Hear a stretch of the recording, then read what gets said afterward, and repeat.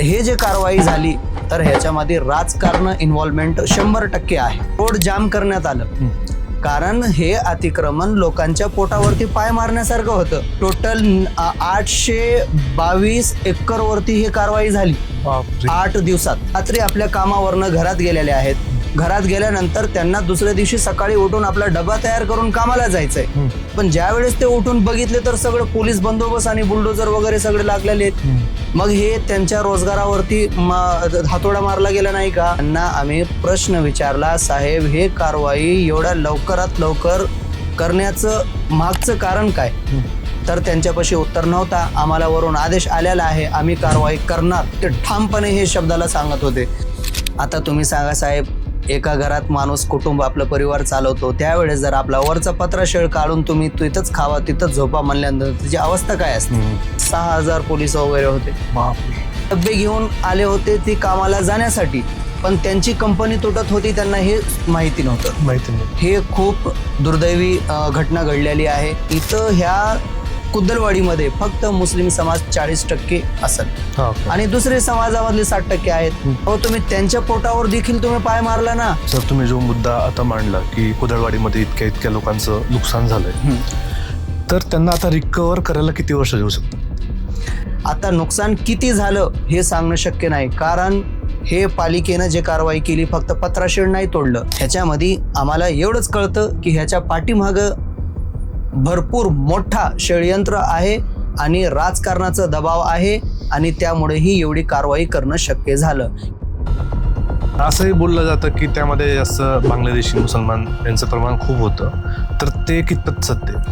मी तुम्हाला सांगू इच्छितो की ह्या कुद्दलवाडीत आतापर्यंत यांच्या प्रश्न उपस्थित केल्यानंतर आजच्या डेटपर्यंत कोणताही रोहिंग्या आणि कोणताही बांगलादेशी इथं सापडला गेला नाही. सगळ्यात महत्वाची गोष्ट, मदरशांमध्ये मी एका वाक्यात जे सांगतो तर त्याला माणूस बनवायचं काम केलं जातं. कोणत्याही धर्माच्या पुस्तकामध्ये कोणत्याही व्यक्तीला आतंकवादी किंवा जिहादी कोणीही बनवत नाही.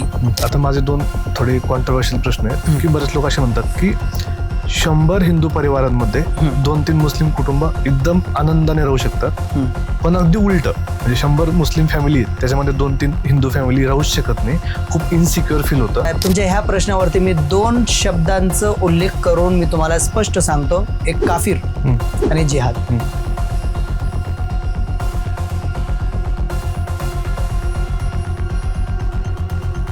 नमस्कार मित्रांनो, कटिंग बाय मीटिंग बाय चेतन पाटील या पॉडकास्टवर तुम्हा सगळ्यांचं पुन्हा एकदा स्वागत आहे. मित्रांनो, आज आपल्या पॉडकास्टवर मुस्लिम स्कॉलर हाफिज मोहिउद्दीन शेख आलेत. दादा, तुझं खूप खूप मनापासून स्वागत आहे. दादा, आता एक कारवाई झाली कुद्दलवाडीमध्ये ज्यात खूप मोठ्या प्रमाणात अतिक्रमण काढलं गेलं. हो, तर तुम्हाला काय वाटतं, त्यात एक विशिष्ट समाजाला किंवा एका विशिष्ट कुटुंबांना टार्गेट केलं गेलंय का? हा, हे तुम्ही जे प्रश्न मला आता विचारलात ते खूप महत्वाचा प्रश्न आहे आणि समाजामध्ये तो खूप गंभीरपणेनं जे दुर्दैवीपणा झालेला आहे. तर त्याच्या संदर्भात मी सांगतो की हे जे कुद्दलवाडीमध्ये 8 फेब्रुवारी 2 फेब्रुवारी ते 8 फेब्रुवारी कारवाईचं हे एक 7 दिवसाचं एक क्षण होता. त्यावेळेस लोकांना हे सांगण्यात आलं की भोसरी विधानसभेचे आमदार महेश दादा लांडगे हे जे आहेत, तर त्यांनी विधानसभेमध्ये एक प्रश्न उपस्थित केला की इथं रोहिंग्या आणि बांगलादेशी आहेत. तर त्या प्रश्नाला त्याचा जवाब विचारता मग देवेंद्र फडणवीस साहेबांनी एक निर्णय घेतला की जर असं काही असतील, रोहिंग्या बांगलादेशी वगैरे असतील, तर तिथं कारवाई केली जाईल. तर विशेष असं आहे की इथं जे इंडस्ट्रीयल झोन होता, खूप 1972 साली इथं लोक येऊन राहिले. ज्या वेळेस भोसरीमध्ये MIDC मध्ये लोकांना जागा वगैरे उपलब्ध नव्हत्या, तर ते कुद्दलवाडी ह्या भागात कमी गुंठेवारी आणि कमी किमतीमध्ये जागा भेटत होत्या. तर ते सगळे स्क्रॅप झोन जे होते ते लोक इथं UP उत्तर भारतीय वगैरे जे होते, तर त्यांनी येऊन इथं आपल्या जागा घेतल्या आणि त्यानंतर आपलं छोटं मोठं व्यवसाय 2 गुंठा 4 गुंठा असं करण्यात आल्या. त्यावेळेस इथं पिंपरी चिंचवडमध्ये महापालिका नव्हती. मग महापालिका झाली 1997 मध्ये. स्थापन झाल्यानंतर त्यावेळेस ही लोक त्याच अवस्थेमध्ये होते. अजूनही ज्या वेळेस कारवाई झाली तरीही ते त्या अवस्थेतच होते. तर त्यावेळेस त्यांना नोटिसा अशा बजावण्यात आले, किमान 5 ते 6 हजार पर्यंत नोटिसा दिल्या. तिथं त्या नोटिसांमध्ये सांगितलं गेलं की तुमचं इलिगल कन्स्ट्रक्शन आहे किंवा पत्र्याचं शेळ आहे आणि इथं आगीचं प्रदूषण जास्त आहे. ज्या वेळेस आग लागती तर त्याच्यावरती आम्ही काम करायला आम्हाला आतमध्ये गाड्या येत नाहीयेत आणि आग वगैरे बुजवण्यामध्ये आम्हाला खूप त्रास होतो.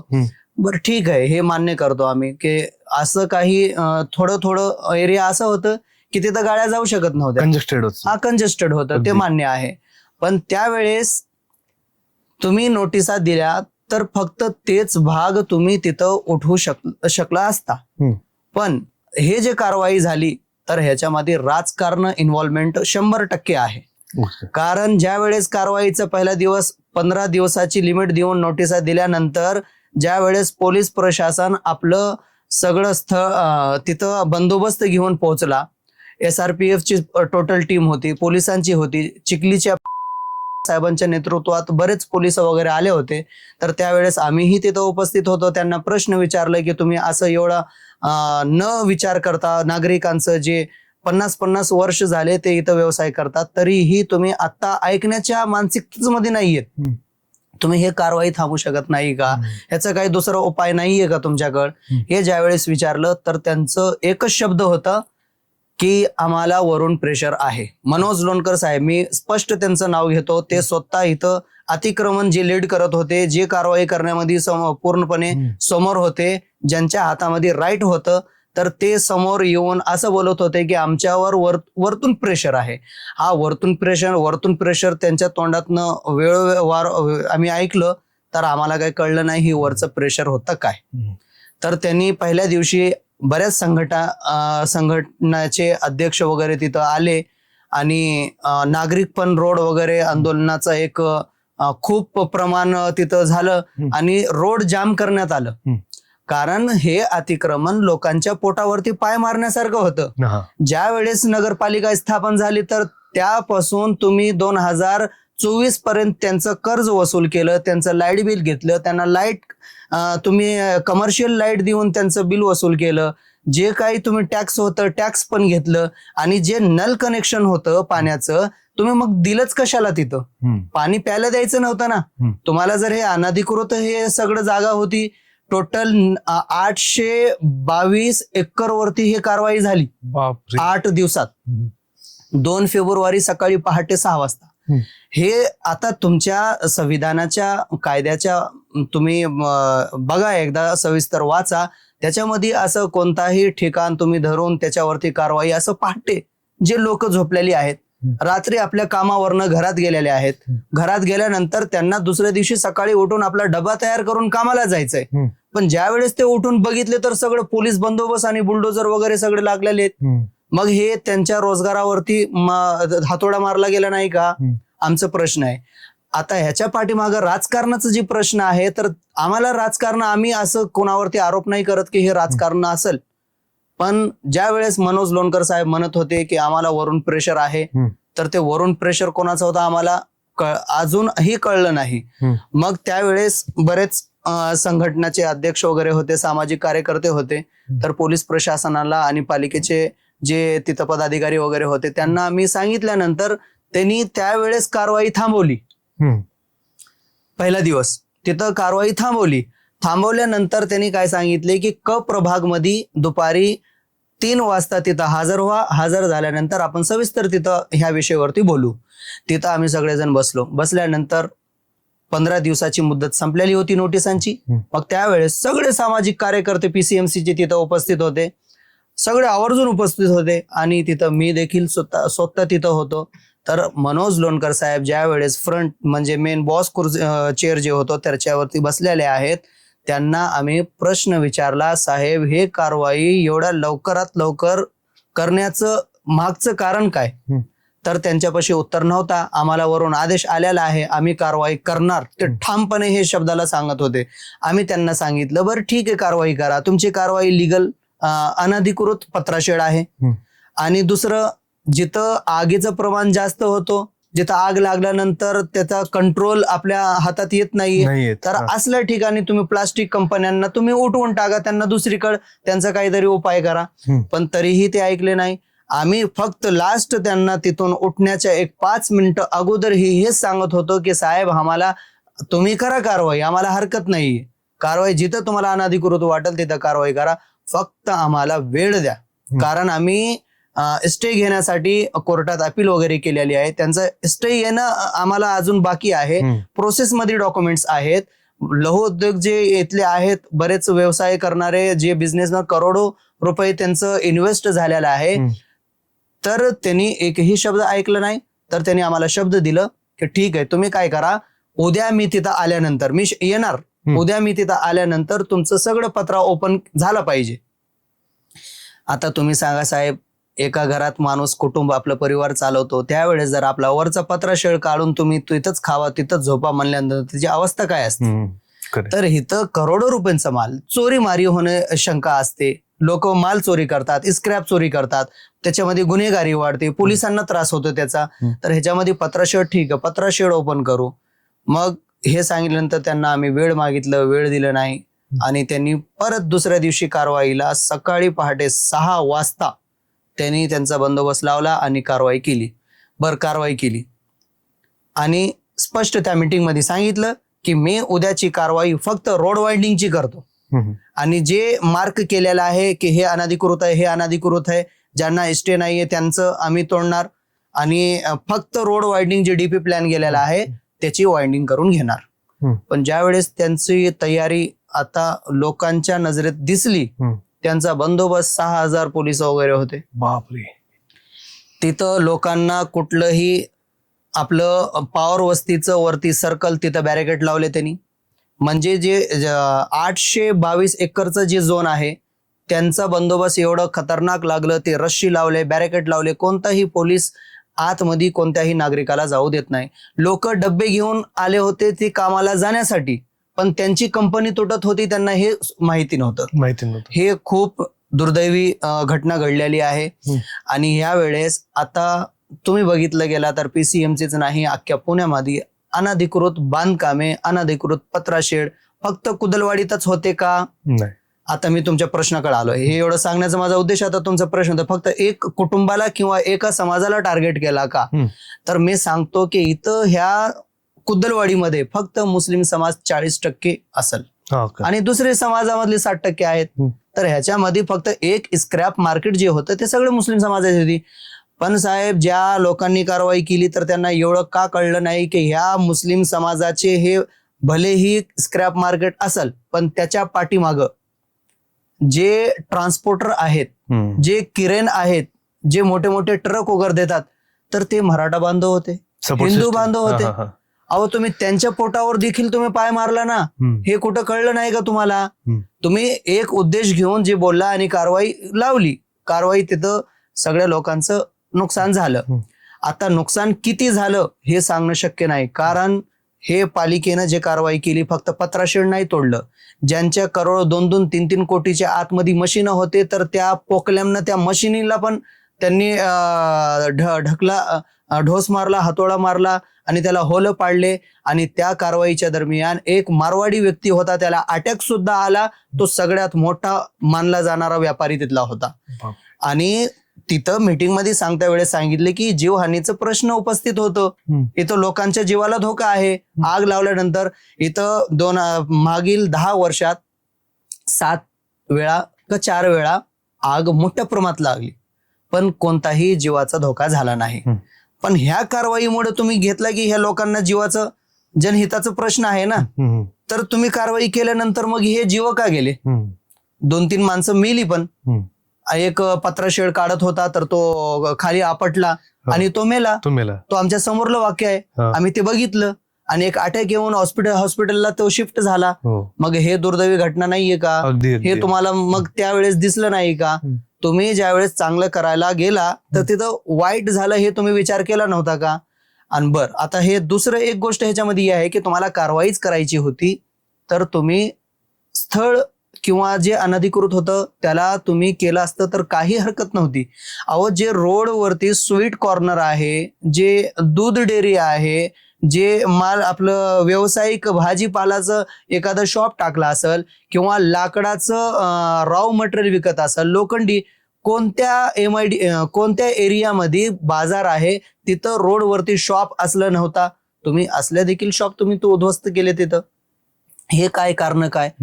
ह्याच्यामध्ये आम्हाला एवढंच कळतं की ह्याच्या पाठीमाग भरपूर मोठा षडयंत्र आहे आणि राजकारणाचा दबाव आहे आणि त्यामुळे ही एवढी कारवाई करणं शक्य झालं. किंवा कोणताही नगरपालिकेचं एक गव्हर्नमेंट एम्प्लॉई असली कारवाई माणसाच्या हिताचं न बघता ते स्वार्थ बघून कारवाई केलेलं असलं आम्ही बघितलं नाही.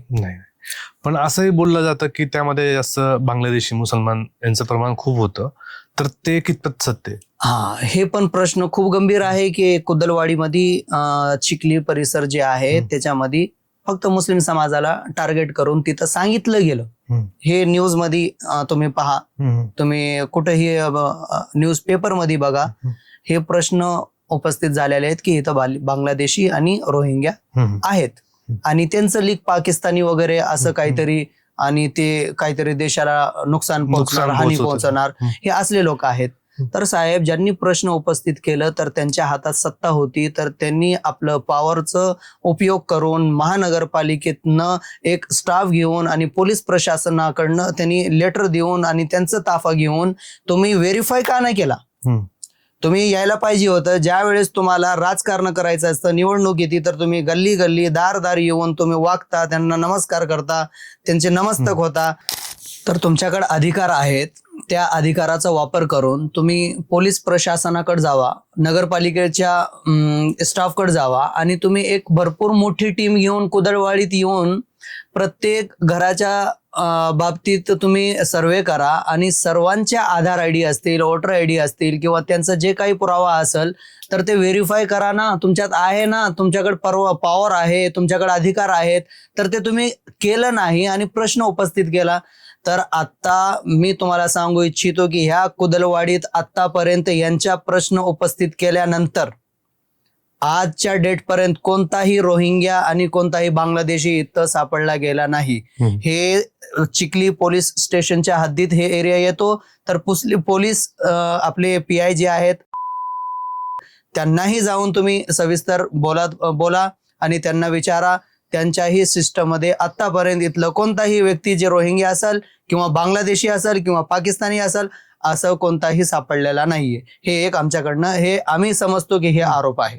बरं सर, आपण बघतो की मुस्लिम तरुणांचं शिक्षण असेल, करिअर असेल किंवा कुटुंब व्यवस्थापन असेल, याकडे तेवढा फोकस नसतो आणि जास्तीत जास्त फोकस त्यांचा धर्म किंवा कट्टरता याकडे जास्त झुकलेला असतो. आपण कधी पाहिलं, इव्हन दो एखाद्या IT कंपनीत, माझ्या कंपनीत बघा, तर 50 लोकांमधून एखादा मुस्लिम युवक असतो, तर तो रेशो खूप खूप कमी आहे हायर एज्युकेशनचा किंवा एक चांगल्या ठिकाणी जॉबचा. तर या सगळ्यांकडे तुम्ही कसं बघतात? आपले जे प्रश्न आहे सर, की युथ जे आहे ते धर्म कट्टर आहे आणि त्यांचं कुठेही शिक्षणामध्ये किंवा नोकऱ्यामध्ये त्यांचे विचार पूर्णपणे समजून येत नाहीयेत आणि ते कुठं दिसत नाही. अगदी बरोबर. तर ह्याचं कारण काय सर? सोशल मीडिया हे फार लबाड आणि खोटी अफवा वगैरे दाखवणारी एक सोशल मीडिया त्यांचं एक कारण, महत्वाचं कारण.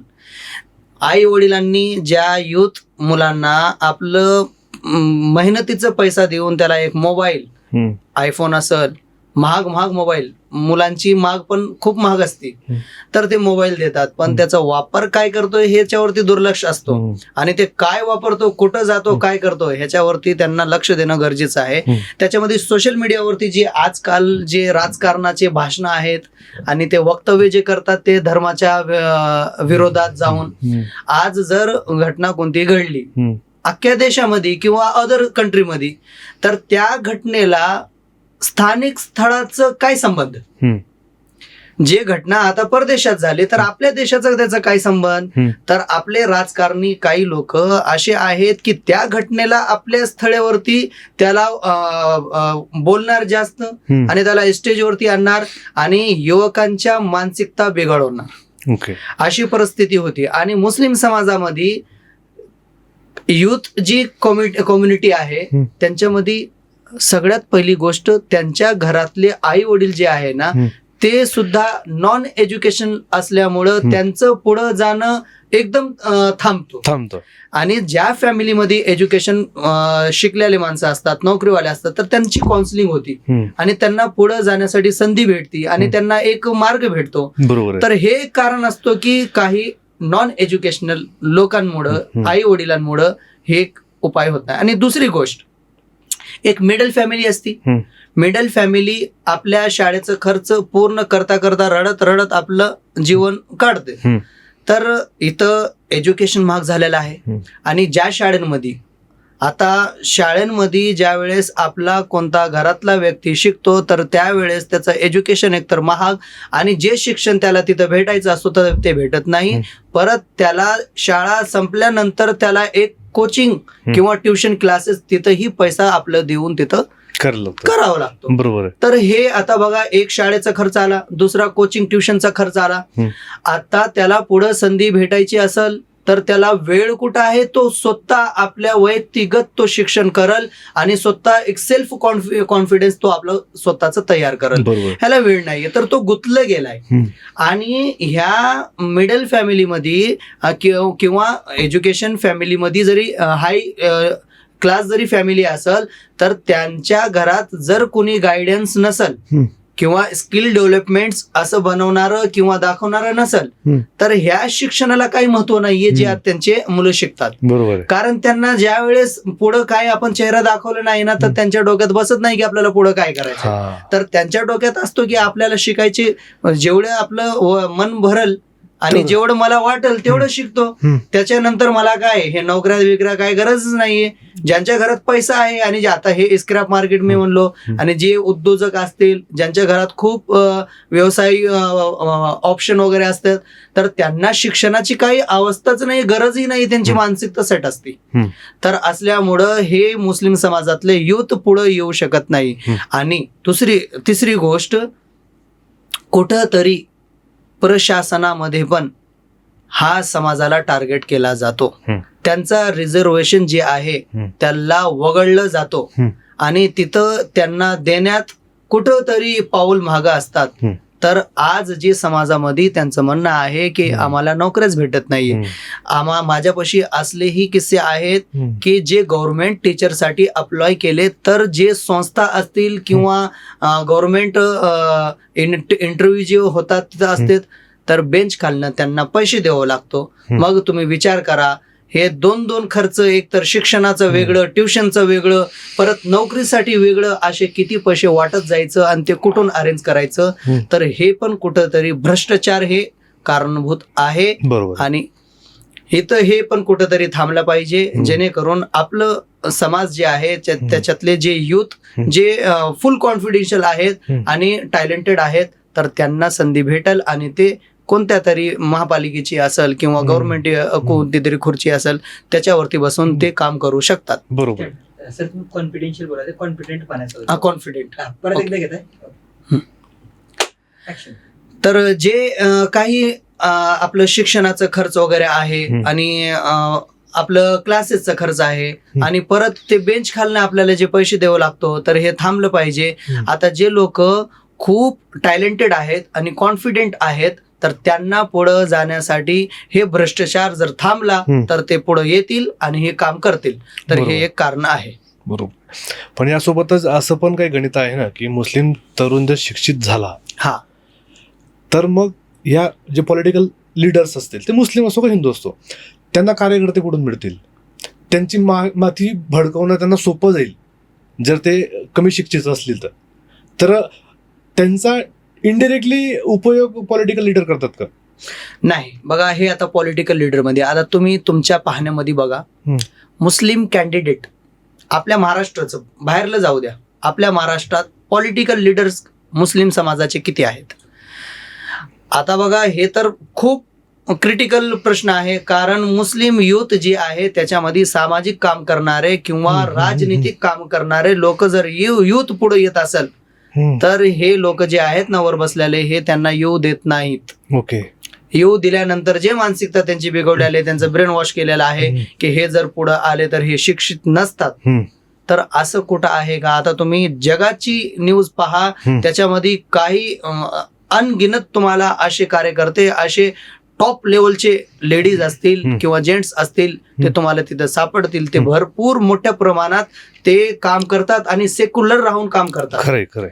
असं नाहीये की ते खुर्चीवर आल्यानंतर ते आपलं धर्माचा प्रचार करणार किंवा ते बघा, एक मुस्लिम व्यक्ती आहे तर त्याचा धर्म काय म्हणतो ते एक वेगळी भूमिका आहे.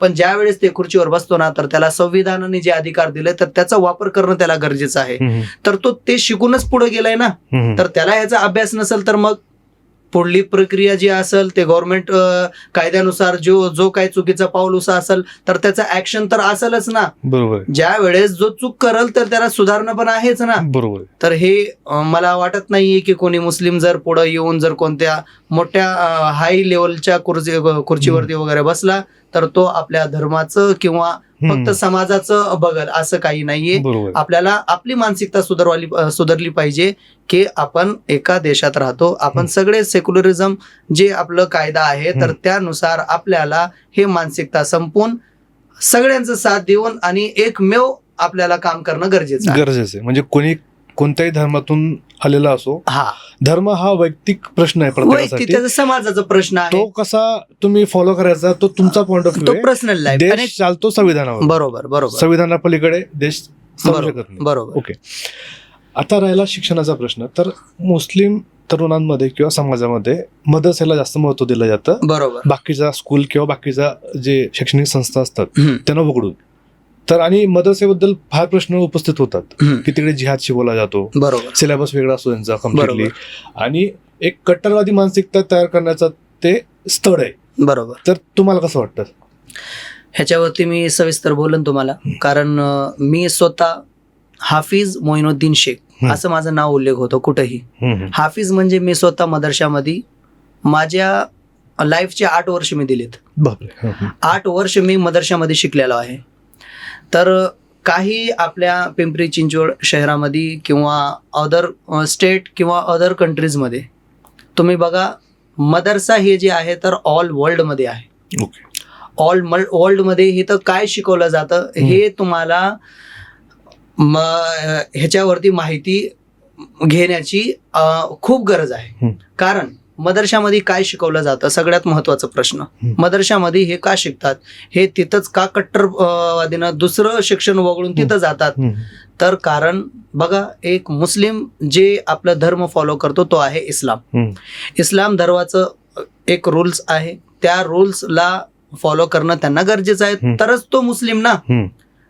जर एखादा हिंदू व्यक्ती असेल, एखादा सिख असेल किंवा ईसाई असेल तर त्यांना त्यांचा धर्म फॉलो करणं गरजेचं आहे, तरच त्यांना आपण नाव देतो ना.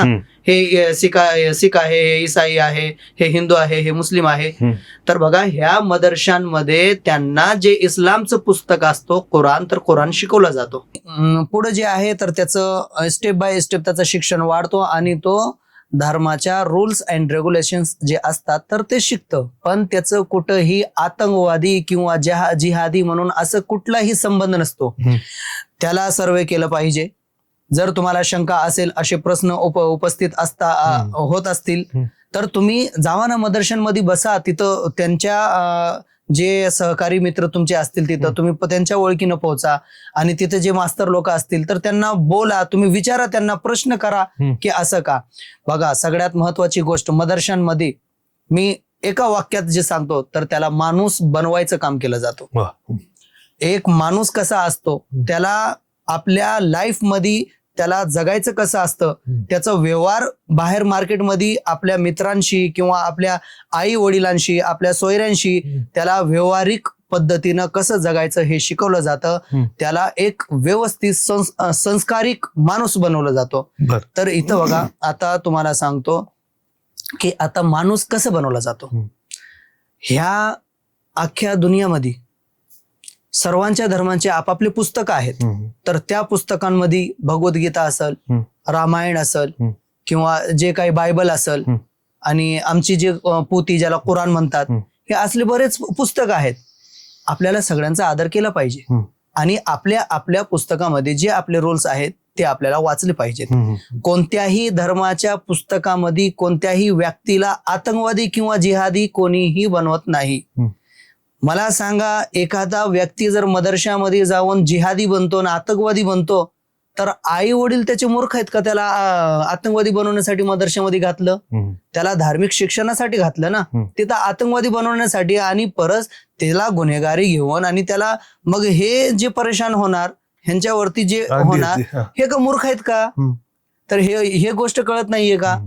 तर ह्याच्यामध्ये आता मेन प्रश्न आता तुम्हाला सांगतो, ऑल वर्ल्ड कोणत्याही वेबसाईटला तुम्ही फक्त एवढं सर्च करा की पैगंबर मोहम्मद सल्लल्लाहु अलैहि वसल्लम हे जे मुस्लिम समाज ज्यांना मानतो, तर एक प्रश्न लिहा त्याला, ह्या सर्व दुनिया जगात सर्वात श्रेष्ठ सर्वात चांगला व्यक्ती कोण? तुम्ही आतापर्यंत सर्च केलं का नाही मला नाही माहिती, मी सगळ्या पब्लिकला सांगतो या माध्यमातून, ऑल वर्ल्डचे जेवढे नागरिक आहेत, जे काही असतील, तर त्यांनी आपल्या वेबसाईट वरती जावं आणि तिथे एक प्रश्न लिहावं की ह्या जगात सर्वात श्रेष्ठ आणि सगळ्यात चांगला व्यक्ती कोण? तुम्ही पहिला उत्तर जे येईल तिथं पैगंबर मोहम्मद सल्लल्लाहु अलैहि वसल्लम. म्हणजे त्यांनी आपल्या जीवनात असल्या घटना घडवल्या की जेणेकरून कोणाचंही नुकसान झालं नाही किंवा धोका झाला नाही किंवा त्यांना त्रास झाला नाही. त्यांनी आपल्या लाईफ मध्ये ते करून दाखवलं आणि ते शिक्षण मदरशामध्ये दिलं जातं. तर ह्याच्यामध्ये हे आरोप आहे, हे पण आतंकवादी बनवतात, जिहादी बनवतात. और तुम्ही व्हेरीफाय केला तर बोला ना. तुम्ही उगाच ते मी सांगितलं मागे की कुठलीही घटना असेल तर स्थानिक स्थळावरती त्याला मुद्दा बनवून राजकारणातले काही राजकीय पक्षाचे नेते ह्याला खूप उचकाटून बोलतात. बरोबर. तर हे थांबलं पाहिजे. बरोबर सर, पण महिलांना घेऊन जे शिक्षण व्यवस्था आहे ती अधिक सुधारायची गरज आहे का? हा बघा, हे समाजामध्ये हे खूप महत्वाचा प्रश्न आहे. तर काय आहे माहिती का, समाजामध्ये मुलींना, हे बाहेर पण अदर समाजामध्ये मानलं जातं की मुस्लिम समाजात मुलींना शिक्षणासाठी पाबंदी घातली जाते, त्यांना रोखलं जातं. बघा, मी आता इस्लाम धर्माचं मी एक टीचर पण आहे, माझे कोचिंग क्लासेस आहेत, मी सुद्धा 150 मुलांना शिकवतो. धार्मिक जे काही क्लासेस असतात तर मी कोचिंग क्लासेस मध्ये अरबी आणि उर्दू लँग्वेज शिकवतो. बरोबर.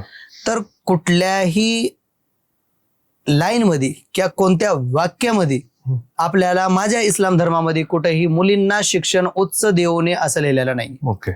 तर हे जर समाजातले काही लोक असं आपली मानसिकता बनवली असेल की आपल्या मुलींना जास्त शिक्षण देऊ नये, त्याचं कारण हे असू शकतो की आज जे वातावरण घडतंय जगात, जे लोक इकडं तिकडं फिरतात, फिरून जे बाहेरचं कल्चर जे आपल्या इंडियामध्ये आलं, आपल्या इंडियाचं कल्चर एकदम उद्ध्वस्त झालं आणि आपल्याला जे आता बाहेरलं जे कल्चर लोकांनी अप्रुव्हल पण केलं आणि त्याला करतात, तर त्याच्यावरती बरेच काही घटना असे घडलेले आहेत की आपल्या देशातल्या मुली सुरक्षित नाहीत, हे प्रश्न उपस्थित होतो. तर आता घटना पण अशीच आहेत. मालेगावची घटना, 4 वर्षाची मुलगी, त्याच्या संग बलात्कार झाला. तर असे हरामखोर लोक जर असं करत असतील तर जे पॅरेंट्स खूप काळजीपूर्वक आपल्या मुलींचं त्यांना सांभाळतात, करतात, तर त्यांची मानसिकता अशी होऊ शकते की जास्त शिक्षण नको, लवकरात लवकर लग्न करू, त्याच्या घरी त्याला पाठवून आपण आपल्या जिम्मेदारीनं आपण मुक्त हो, असं त्यांची मानसिकता बनवू शकते. कारण हे सगळं सोशल मीडिया दाखवत आहे आणि हे सगळं खरं आहे. तर पण इस्लाम धर्मामध्ये कुठेही मुलींना अडथळा शिकण्यासाठी नाही. तो त्यांचा व्यक्तिगत विचार आहे, व्यक्तिगत विचार किंवा व्यक्तिगत परिस्थिती. बरोबर. आता माझे 2 थोडे कॉन्ट्रोवर्शियल प्रश्न आहेत की बरेच लोक असे म्हणतात की 100 हिंदू परिवारांमध्ये 2-3 मुस्लिम कुटुंब एकदम आनंदाने राहू शकतात, पण अगदी उलट, म्हणजे 100 मुस्लिम फॅमिली आहेत त्याच्यामध्ये 2-3 हिंदू फॅमिली राहूच शकत नाही, खूप इनसिक्युअर फील होतं. असे टेस्टिमोनियल आपण बघतो. तर याबद्दल काय वाटतं तुम्हाला? ह्याचं सर आपण सर्वे केला पाहिजे. ऑल आपलं जे स्थळ आहे, आता तुम्ही सांगा मला की छत्रपती शिवाजी महाराजांनी जे इथं स्वराज्य उभं केलं, तर त्यांच्या नेतृत्वात किती मुस्लिम समाजाचे लोक होते? खूप होते. त्यांनी स्वतःला आपलं बलिदान देऊन महाराजांची रक्षा वगैरे केली आणि बरेच पदाधिकारी पण तिथं मुस्लिम वगैरे होते. तर त्यांना काही भीती नव्हती. आणि त्यांच्याच स्वराज्यामध्ये रायगडा किल्ल्यावरती तिथं बघा, ज्या वेळेस महाराज होते तर मंदिर आणि मस्जिद दोन्ही एकत्र चालत होते, तेव्हा कोणतीही भीती नव्हती. कोणतीही काळजी पण नव्हती. मुस्लिम समाजाच्या लोकांचा वेळ झाला तर ते नमाज पठण करायचे आणि ज्यांचे मंदिरांचा विषय होता तर ते आपली प्रार्थना करायची. त्यावेळेस कोणताही काही भीतीचा असं नव्हता. पण आता जे लोक आलेत महाराजांचं विचार म्हणून जे आपलं वक्तव्य करतात, पण त्यांचं दुसरं पार्ट जे आहे ना ते खूप वेगळीकडे वळण वळतो आणि त्यांच्या बोलण्यावरती असं वाटत नाही की हे महाराजांचे विचार आहेत. फक्त महाराजांचं नाव घेऊन त्यांना निवडणूक लढायची असती आणि आपलं स्वतःचं नाव करायचं असतं. आता तुम्ही सर्वे केल्यानंतर 100 कुटुंबांमध्ये 2 मुस्लिम समाजाचे लोक व्यवस्थित राहू शकतात. साहेब, मी लातूरचा माणूस आहे, माझी ओळख लातूरशी आहे. तर तुम्ही लातूरमध्ये जाऊन बघा, लातूरची गोलाईमध्ये मला वाटतं की 60% मुस्लिम असतील, 40% हिंदू असतील किंवा टोटल पॉप्युलेशन मिक्स असेल. असं कोणताही जातीवाद प्रकरण घडत नाहीये. किंवा अदर जिल्ह्यांमध्ये पण असे बरेच जिल्हे आहेत, कोल्हापूरमध्ये पण बघा, तिथं पण अशी काही परिस्थिती आतापर्यंत झालेली नाहीये. हे कुठं झालंय जिथं राजकारणातले फक्त काही नेते आपले भाषण कायद्याच्या बाहेर जाऊन करतात आणि जातीवाद पसरवतात. तर तिथल्या लोकांचाही प्रश्न आहे. आपण व्यक्तिगत जरी आपण सर्वे केला तर कुठेही आपल्याला असं जातीवाद किंवा हे 100 मुस्लिम कुटुंब असतील तर तिथं 2 हिंदू जगत नाहीत असं काही नाहीये. बघा, मुस्लिम समाजाचं जे आहे एक प्रश्न की ते आता इथं आपल्या महाराष्ट्रात कसं राहतात, तर तुम्ही बघा 100 मध्ये 2 हिंदू जरी असतील तर त्या 2 हिंदूंना तुम्ही जाऊन विचारायला पाहिजे की तुम्हाला इथं राहण्यामध्ये कसं वाटतं. अगदी. तर त्यांचं 100% उत्तर हाच आहे की आम्हाला काही प्रॉब्लेम नाही. आणि जिथं 100 घरं 98 घरं हिंदूची असतील आणि 2 मुस्लिमांची असतील तर तिथं टोटल 98 घरांचं सहकार्य ह्या 2 कुटुंबांना असणार आहे. असं आमच्या बऱ्याच खेडे आमच्या लक्षात आहेत, आमच्या स्टडीमध्ये आहेत. हे असं कुठंही नाहीये. फक्त राजकारण जिथं जातीवादी होतोय तर तिथंही हे प्रश्न उपस्थित होतात. तर ह्याला काय हे जास्त महत्व नाही. बरोबर. सर, आता एखाद्या कॉर्पोरेट कंपनीमध्ये आपण काम करतो तर तिथले काही नियम लागू होतात. जसं ड्रेस कोड असेल, बऱ्याच गोष्टी असतात. तर तिथेही इथल्या मुस्लिम युवकांचा किंवा युवतींचा एक प्रश्न असतो की आम्हाला हाच ड्रेस कोड कॅरी करायचा, जो बुरखा असेल किंवा कॅप असेल किंवा what ever it may be. आणि ते कॉर्पोरेटचा नियमावलीमध्ये ते बसत नाही, त्यामुळे जॉबची संधी सुद्धा हुकते. तर ह्या सगळ्या सिनेरिओमध्ये तुम्ही कसं बघतात? बघा, ज्यांनी एज्युकेशन वगैरे केलेलं आहे तर त्यांना जर त्यांचा ड्रेस कोड अडथळा येत असेल तर त्याला ड्रेस कोड बदलणं सोपं आहे. कुठं त्याला अडचण नाहीये. तो आपला ड्रेस कोड इस्लाम धर्मामध्ये जे त्यांना दिलेला आहे, ड्रेस कोड कंपल्सरी नाहीये ना.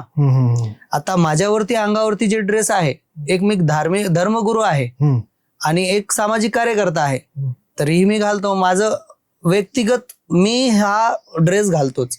पण ज्या वेळेस तुमच्या कंपनीला तो ड्रेस चालत नाहीये तर तुम्ही तिथं पॅन्ट शर्ट घालू शकता. काळानुसार बदल केला गेला पाहिजे किंवा स्थानानुसार बदलला गेला पाहिजे. त्यांनी आपलं स्वतःचा विचार पाहिजे. जर त्याच्यापाशी जर ऑप्शन असेल, आता तो व्यक्ती शिक्षणाच्या बळावरती तो जॉब घेतोय ना, तर तो शिक्षण चांगलं करून आलाय म्हणून त्याला संधी भेटती. पण त्या संधी तर त्याला पटत नाही तर त्याचा व्यक्तिगत त्याला ऑप्शन राहिला पाहिजे की जर इथून मी माझ्यानुसार इथं ड्युटी मला करायला भेटत नाहीये तर दुसरं ऑप्शन आहे का. जर नसेल तर तुम्ही हे हातानं संधी घालवायला नाही पाहिजे आणि त्यांनी त्या मान्य केलं पाहिजे. त्याचे रूल असतात आणि ते रूल वगळता येत नाहीये. तर ते रूल देणं त्यांचा अधिकार आहे आणि रूल मानणं ह्या व्यक्तिगत त्यांचा अधिकार आहे. तर असं कुठेही ड्रेस कोडचा विषय येत नाही मला. सर, तुम्ही जो मुद्दा आता मांडला की कुदळवाडीमध्ये इतक्या लोकांचं नुकसान झालंय, तर त्यांना आता रिकव्हर करायला किती वर्ष घेऊ शकतात? बघा सर, आता हे 1972 मध्ये हे लोक येऊन बसले होते. 1972 आणि 2024 हे खूप एक बरेच वर्ष त्यांनी आपली प्रगतीसाठी बरंच कष्ट केलेला आहे आणि ह्याच्या 2 पिढी जातात साहेब. 2 पिढी जातात. तर मला आता हेच सांगायचं आहे की ह्यांना जे हे कारवाईमुळे नुकसान झालेलं आहे, तर काही माझे स्वतःचे मित्र असे आहेत त्यांनी आत्ता 20 लाख रुपये 25 लाख रुपये किंवा कोणी 1 CR 2 CR असे लोन अप्रुव्हल करून त्यांनी आपली कंपनी उभी केली होती आणि एका महिन्यात EMI सुद्धा आला नाही, त्याची कंपनी तुटली. तर त्यांना कमीत कमी 2 पिढी त्यांना महाग गेलेले, एवढं नुकसान झालेलं आहे. त्यांना अजून इथून पुढं 40 ते 50 वर्ष लोन फेडण्यामध्ये जातील, फेडण्यामध्ये जातात, तिथून उभारणं. तर ह्याला कुठंतरी आता जसं पालिकेनं कारवाई केली तर त्यांचं दुसरा उपाय केला नव्हता त्यांनी. त्यांना असं ज्या वेळेस एका झोपडपट्टीमुळं नागरिकांना त्रास होतो तर तिथं स्कीम आणतात गव्हर्नमेंट की एक आपल्याला टावर उभं करायचं आणि हे जे पसरलेलं आहे तर त्याला एकदम छोटं करू आणि एका टावर मध्ये सगळ्यांना आणू. आणि टावर तयार केल्यानंतर त्यांना नोटिसा बजावल्या जातात की तुम्ही आता काय करा, खाली व्हा आणि तुम्हाला असं घरं भेटलेले तिथं जावा. अहो साहेब, ते झोपडपट्टीच्या लोकांना म्हणजे ते पण नागरिक आहेत, फक्त ते झोपडपट्टी म्हणजे त्यांच्याकडे बघण्याचं आमचं काय असं उद्देश हे नाही की ते थर्ड क्लास लोक असतील, ते पण एक माणूस आहेत, त्यांना पण जगायचा अधिकार आहे आणि चांगलं जगायचा अधिकार आहे. तर त्यांना तुम्ही एक वस्ती तुम्ही म्हणजे संपवून एक टावर उभं करून त्यांना जागा देता. अहो हे तर उद्योजक होते ना, हे तुमची आर्थिक मदत सुद्धा करत होते, टॅक्स पेड होते सगळेजण, तुम्ही यांच्यासाठी का मदत नाही केली?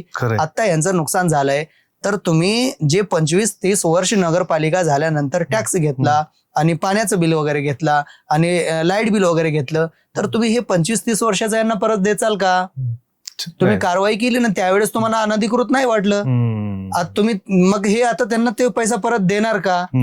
हे प्रश्न तर ह्याच्या बाबतीत गंभीरपणाने त्यांना हे प्रश्न मांडायला पाहिजे. आणि ज्यांचं खूप वाटोळ झालंय, जे खूप मागं 50-60 साल मागे गेलेले आहेत, तर त्यांना पुढे आणायचं प्रयत्न पण हे PCMCनंच केला पाहिजे. अगदी बरोबर आहे.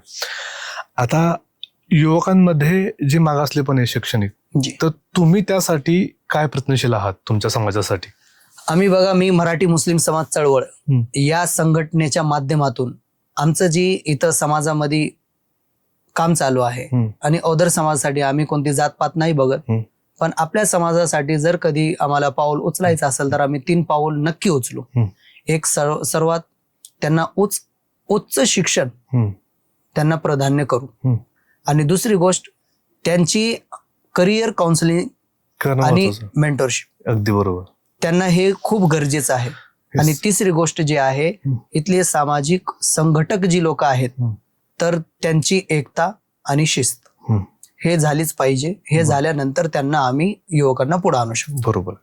आणि एक शेवटचा प्रश्न असा आहे की हिंदू आणि मुस्लिम यांच्यामध्ये असंच प्रेम राहावं पुढे जाऊन, तर यासाठी आपण काय प्रयत्नशील असायला पाहिजे? ह्याच्यासाठी प्रश्न आपला हे आहे की आपसातले आपले जे सण वगैरे येतात साहेब, तर त्याच्यामध्ये एकमेकांना मिळून करणं गरजेचं आहे. आणि हे जे कुद्दलवाडीचं जे मार्केट नष्ट झालंय ना, तिथंही हिंदू मुस्लिम मध्ये एक खूप अंतर झालेलं आहे. हे अंतर ह्यांचं एक डिसिजन जे आहे ना, डिस्टन्स वाढवलेलं आहे. तर त्याच्यामध्ये आता हिंदू मुस्लिम भेदभाव न होण्यासाठी आपसात यांना एकमेकांचे सण सहभागी झाले पाहिजे, सणात दुःखासुखात. आणि कधी कोण आपलं शेजारला जे काही असतील, मुस्लिम असतील, हिंदू असतील, कोणताही धर्माचा असेल, तर त्यांनी आपसातले एकमेकांच्या मैत्री होतात, एकमेकांना प्रॉब्लेम येतात, एकमेकांना काही हॉस्पिटलमध्ये काही प्रॉब्लेम घडतात, तर त्यावेळेस आपण एकमेकांना भरपूर सहकार्य केलं पाहिजे आणि त्यांच्या मदतीला उभं राहिलं पाहिजे.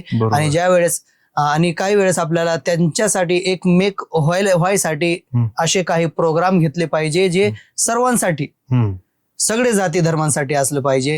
आणि हेल्थ चेकअप असतील, ब्लड डोनेशन कॅम्पिंग असतील, स्पोर्ट असतील, तर आपल्या मुलांना त्यांच्या मुलांबरोबर असं कुठं आपण स्पोर्टच्या माध्यमातून तिथं जाऊन त्यांना एकमेकांना साथ देऊन असं आपल्याला उभं केलंच पाहिजे. आणि सर्वात इथं काउन्सिलिंग म्हणून इथं एक सामाजिक संघटन मध्ये सर्व धर्माचे लोक आपसात एक संघटन उभं करून ह्या सर्वांसाठी काम केलं पाहिजे. तरी मला असं तुम्ही सांगितल्याप्रमाणे आता मला डोक्यात एक आयडिया आली की करिअर काउन्सिलिंग सारखीच धार्मिक काउन्सिलिंग पण व्हायला पाहिजे. सॉरी, मी त्याच्यात म्हणणं विसरलं. हे धार्मिक काउन्सिलिंग होणं एवढं गरजेचं आहे ना सर्व धर्मांमध्ये. हे फक्त एक धर्मांसाठी नाहीये.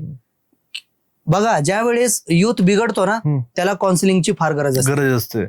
ते आई करल, किंवा वडील करण, आणि हे घरातलं असं घरातलं आहे, पण त्याला बाहेर कसं जगायचं, त्याला जे आपलं धर्म शिकवतो ना, तर त्याच्या माध्यमातून धर्मगुरूंनीही इथं लक्ष घालावं, आपल्या युथला त्यांनी नजरेमध्ये ठेवावं, आणि जिथं त्यांची दिशाभूल होती तर तिथं त्यांना गायडन्स देऊन त्यांना इस्लामिक रूल्स आणि धर्माचं काय पालन करायचं ते सांगून त्यांची काउन्सिलिंग केलीच पाहिजे. बरोबर आहे. म्हणजे एखाद्या धर्माबद्दल किंवा धर्मग्रंथाबद्दल मला माहिती नाही, बरोबर. कारण की मी तो रीड केला नाही, पण मी ऐकून आहे. हो, आता ऐकणारा जे सांगेल ते मला खरं वाटणार. बरोबर. आता उदाहरणार्थ बाबा, आता आपल्याला अफवा येतात की कुराणामध्ये लिहिलंय की जे गैर मुस्लिम आहेत ते का बाबा काफिर आहे, बरोबर, तर मी उगाच हेट माझ्या डोक्यात येईल की बरोबर. तुमच्या याच्यात असं लिहिलंय आणि तुम्ही ते हेट करतायत. बरोबर. पण धार्मिक काउन्सिलिंग मध्ये अरे बाबा हे असं नाहीये. हे जे डाऊट्स क्लिअरिंग सेशन असतात, बरोबर, त्यातून मग ते प्रेम वाढतं, डाऊट क्लिअर होतात की तू बरोबर. रीड करायचा अर्थ काय. तर मग हे धार्मिक काउन्सिलिंग करून हे डाऊट क्लिअर व्हायला पाहिजे की बाबा हे खरं आहे का, नेमकं काय लिहिलंय, काय लपवलं जातंय आणि काय सांगितलं जातंय. हे फेस टू फेस आपण एकमेकांसोबत जो बसू, माझ्या धर्मातील 2 गोष्टी तुम्हाला सांगू, तुमच्या धर्मातील काही 2 गोष्टी जे माझ्या फायद्याच्या असतील ते आपण एकमेकांना एक्सचेंज करू आणि डाऊट क्लिअर होतील. तर हे बरोबर. कसं वाटतं? बघा साहेब, तुमच्या ह्या प्रश्नावरती मी 2 शब्दांचा उल्लेख करून मी तुम्हाला स्पष्ट सांगतो. एक काफिर आणि जिहाद. आता सविस्तर मी बोलतो ह्याच्यावरती. काफिर जे आहे ना साहेब, तर ह्याच्यामध्ये काफिर वर्ड यूज केलं जातो जो इस्लाम धर्माच्या दायऱ्यामध्ये असतो, रिंगणमध्ये असतो, तो मुस्लिम, आणि त्याला तो इस्लामिक रूल्स फॉलो केलंच पाहिजे त्याला, तर तो मुस्लिम. जर तो इस्लामिक रूल फॉलो नाही केला तर ते काफिर एका धर्मासाठी नाहीये ना, तो फक्त मुस्लिम रूल्स अँड रेग्युलेशन्स मानणाऱ्यांना मुस्लिम म्हणणार, जो नाही मानणार तो काफिर, म्हणजे तो दायऱ्याच्या बाहेर. त्याला एक वर्ड दिलेला आहे.